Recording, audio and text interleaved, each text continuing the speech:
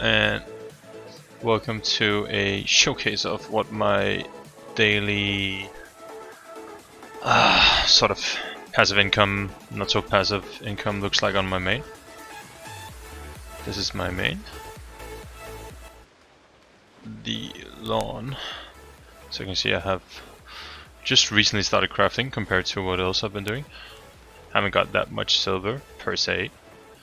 What I normally do is I go to my main tab here. I equip my wild boar, put on my 8.3 boots. I take on my quickie build here. Take these, put these in, and then we're off. What I do is I manage 5 islands, 5 farming islands. I'm Fort Sterling based, so I mean all prices and whatever you see will be according to what I have here, like what the market offers me. I might have a sneezing coming. If I do, then I apologize. Oh, sorry. Here we go. So what I do is I have this build consisting of a bloodletter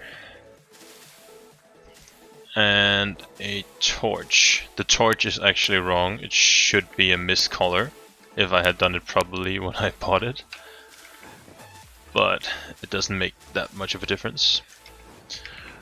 I run with the second Q, second W, and then the E on the bloodletter. Gives me some mobility. I gather all the plots and then I buy straight off the vendor. I buy seeds. Per maxed island I have 45 plots, so I gather them all. I see what I'm missing, go to the vendor, and then I buy.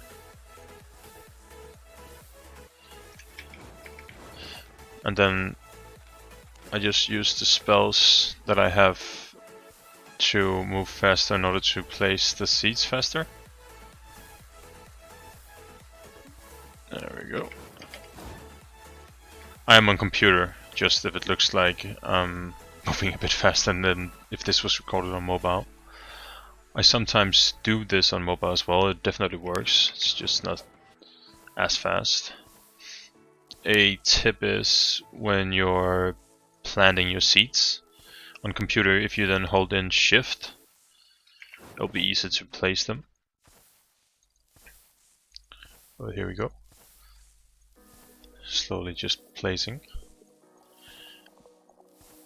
And that's the first island done. So, as you can see, this was my tier 8 island. I have an island for tier 8, tier 7, tier 6, tier 5 and tier 4 of herbs. How I run my sort of business is that I obviously made a startup investment of buying all the seeds, but how I've been looking at it afterwards is I just got 204k worth of herbs from harvesting my plots. And my cost for that island was 60,000 silver in buying the seeds that I was missing. The reason I say it's 60,000 is I don't use my focus on watering. I simply just rebuy every time.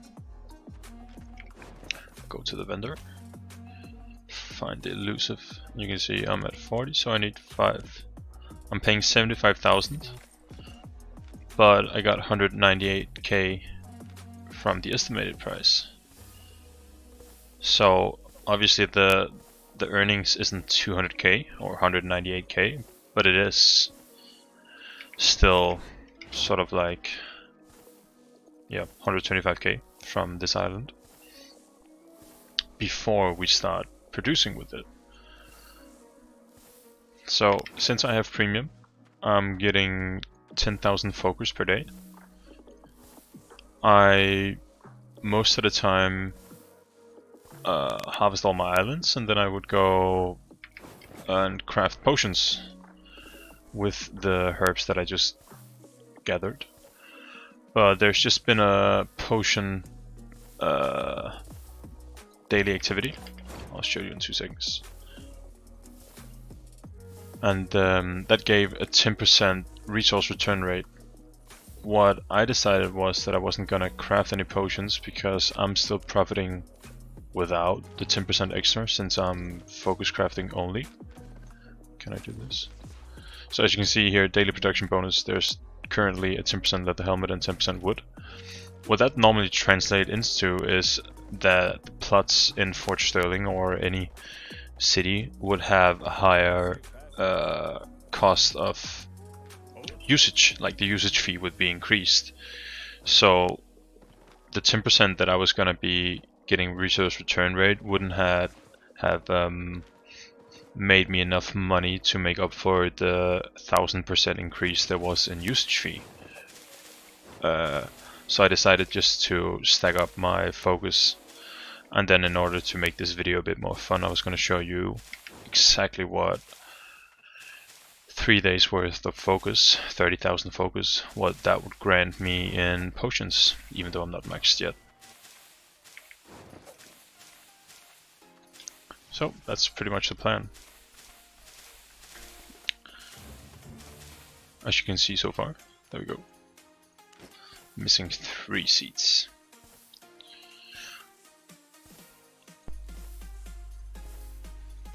Bum.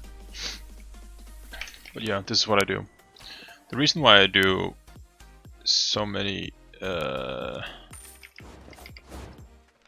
different tiers of harvesting, obviously that isn't as profitable as if I had probably just done strictly tier 8. But I have this sort of mentality of being rather self-sustaining, and to be self-sustaining I would have needed to harvest the different tiers of the potions that I'm crafting. I'll show you when we're at the crafting station for alchemy, but it all makes kind of sense. I'll probably switch once I start maxing out things. I'll probably switch so that further down the line I wouldn't have to harvest tier 4 or tier 5 maybe as well, but only the specific potions that I'm crafting. A pro tip that I have, and I'll show you when we get to the bank again, but a pro tip that I have is have one mount that has a courier buff. A courier buff is a buff that you can, it means that your carrying capacity will still remain even if you are outside of your mount circle. So basically that means if I did not have a mount, say I would have a transport ox, the white circle that you can see around my mount that I just left now, if I wasn't in that anymore, I would be really slow. Like my carrying capacity, which is now only at 34%, would then be at probably like, let's say 80 or 90, if not already past 100, even though I have a tier 8.3 bag and tier 8.3 shoes with their courier buff here as well, max load capacity increased. And it just makes for the sort of fast gathering build in the bloodletter. It just makes for it to be like something smart to have. It decreases the amount of time that I spend per day harvesting all my plots.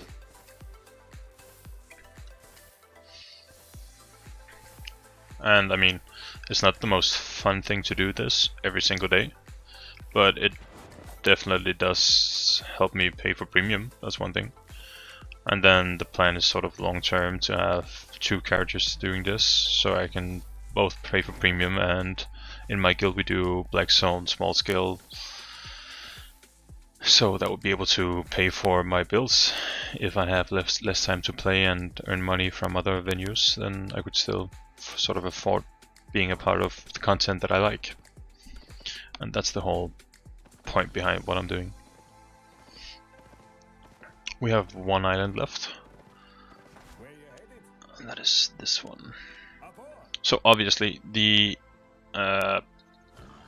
Albion is sort of like it's an investment game. You have to invest time and money for things to prosper. So me having 5 islands means that I have had access to or owned 5 characters that has had premium through the course of their life.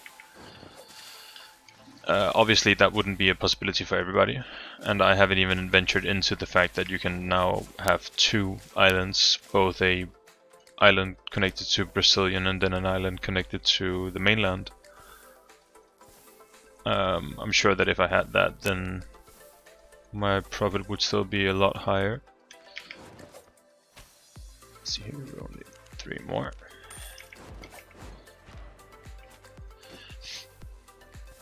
But obviously you need to start somewhere. The first personal island will be a really good place to start. I definitely do recommend having one.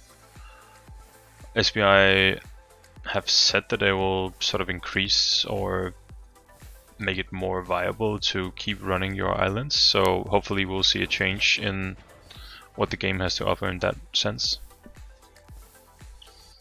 But that is definitely for the future. So far it's still good. It's something that doesn't take too long. I'm sure, as you can see, when the movie is over, or like when you see this uploaded on YouTube, you'll see how much time it takes me for 5 islands.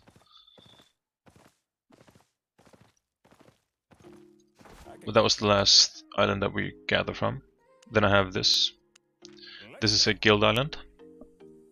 I actually have 2. I just started this, so it's still something that's new for me. I made a guild island on a guild that I made on an alt. And then I started making lumberjacks, giving them tier 3 lumberjack journals. And then I have a second guild hall, which had, I think it's called tanners, the skinners. I also just fed them with tier 3 journals, but I've found out that for me to fill the journals myself, I definitely need to focus on only woodcutting, lumberjacking. It's not, I simply can't. It takes me too long to fill the journals for the hide, since I'm not gathering in a hide zone, I'm gathering in a wood zone. So yeah, that's something that I'll change after this video, but I'll show you like what extra it has given me. So you can see 15 laborers on this guild island. Gave me 999 plus 171 tier 3 chestnut wood logs. That's about, say, 64,000. 64,000 extra per day, right? And as you can see, I bought the laborers at tier 3 from the auction house, the marketplace, and then I leveled them myself. So the upcoming day, tomorrow, will be the first day where I see the actual profit that they're going to be able to grant me, since currently they've only been giving me a return of 130% yield, and now it will be 150%. So if I'm not mistaken, this number here should be closer to 500, which means it would be 27,000 plus 54. So not a bad profit from tier 3 only. What I then do is I go back to my bank. Loading through. I go back to my bank. I go to my main tab. In my main tab I have a Elite Winter Bear, which has a max load of 3090. Quite a bit higher than the Elite Wild Boar. I grab that. I dump in my logs and my hide. Same with my journals. I go to this refine tab that I have. Put in the earthworms. I take all the materials needed for potion crafting. So I like to take, I'll do this. I always divide those stacks in half. So I have every like material outside of herbing. I have half a stack of those. And then I press shift and I click on the stacks of herbs that I have. So that I have 990 of all the herbs, and then I have the side materials. As you can see, right now 613% carry rate. Now it's only 123. And then I go craft.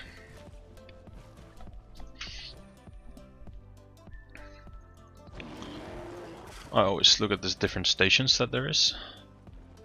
See what's cheapest. Today we'll just take Chrysa. It's still a bit expensive currently. After the daily activity that there was 2 days ago. I think a normal price for herbing would be like 500 silver usage fee. If I show you here, these are my current potion specs. So I'm not that high, but I'm also not like terribly low. I only focus on crafting like highest tier of whatever's available. So for Gigantify I would never craft tier 5, I would only craft tier 7. But what I like to do is I go in and then I just start from the top or from the bottom towards the top. I craft 25 of each.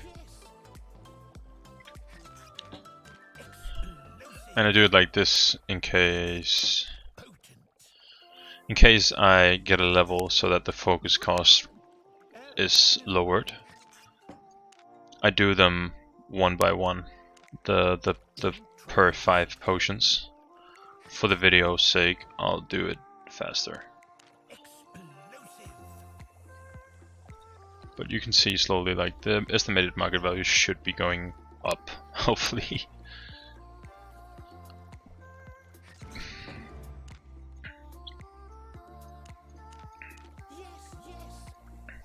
But yeah, so as you can see, in the sticky potion as an example, I need tier 7, tier 6 and tier 4 of herbs. And that's why I'm harvesting 5 different tiers. On the tier 8 I would need tier 8 and tier 5 as well. So again, I need a bit more variety in which different tiers of herbs that I'm bringing in daily for my production. And I mean, so far it's been a decent way for me to get through the different potions and just slowly leveling up.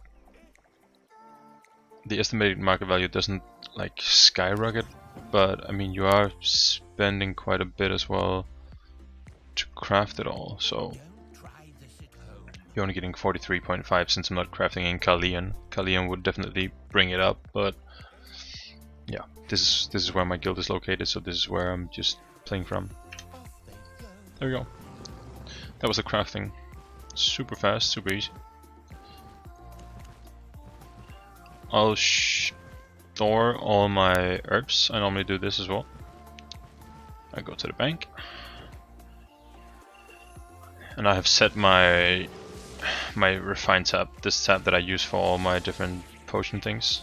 I've set that as my main, so it always comes up first. But I just normally put back in everything that isn't what I just crafted.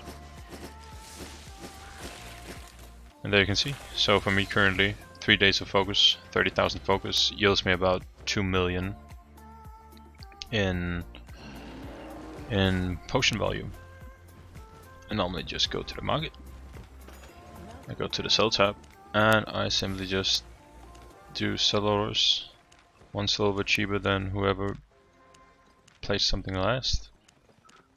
And then I wait for the money to come in. And that's my sort of daily activity for passive / active money income. Hope you enjoyed it. And as you can see, it doesn't take long, but it does grind a lot of money. So take care. See you later, and don't remember to like and subscribe. On out. Ciao.